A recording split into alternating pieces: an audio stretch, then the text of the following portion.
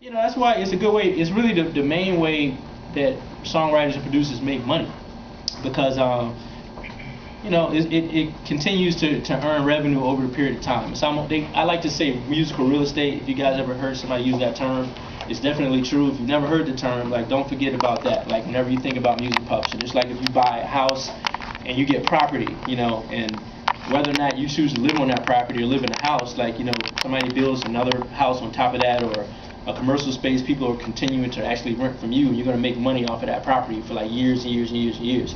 Or if you invested in buying like 2 or 3 different houses and stuff like that and had tenants, like, it's money in that. A few years ago, well, I'm saying a few, probably longer. You remember when Michael Jackson bought the Beatles catalog? That was like, what, the early 90s, would you say? It was a big thing. Paul McCartney actually got really upset because of Michael Jackson. I think the catalog became available, and he spent millions of dollars to own the whole catalog. And a catalog like that, like, if you can just imagine, like, one song, a hit song, could generate hundreds of thousands of dollars or more in a year, just from the different sync requests you get for movies and stuff like that. So if you think about the Beatles catalog, like, that's an investment. Like, it probably made millions of dollars a year just on usage, and like continue to earn revenue from like syncs and stuff like that. So in essence, publishers collect revenue.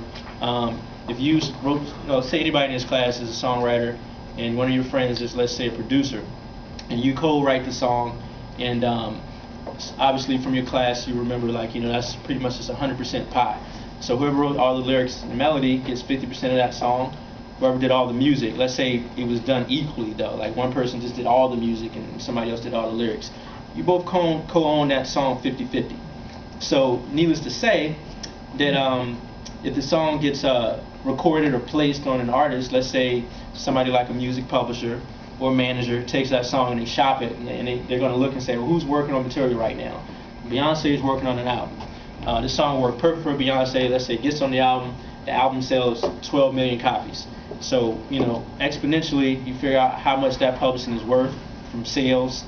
You probably, I'm pretty sure, spoke about different kinds of revenue. You get mechanical royalties. You guys talked about that already. You talk about performance royalties as well. And then also artist royalties that artists get, when they sign a record deal. But just sticking from performance and mechanicals, that's a lot of money that can come in. So, essentially, since it's a global business, you got to have somebody collect all that money. When I speak on panels, or just generally when I'm speaking to friends and I try to talk about what I do, I like to use the example of, if you or anybody here loaned money to any of your friends, have you ever loaned any, either you're the loaner or you're the borrower? I never thought about that.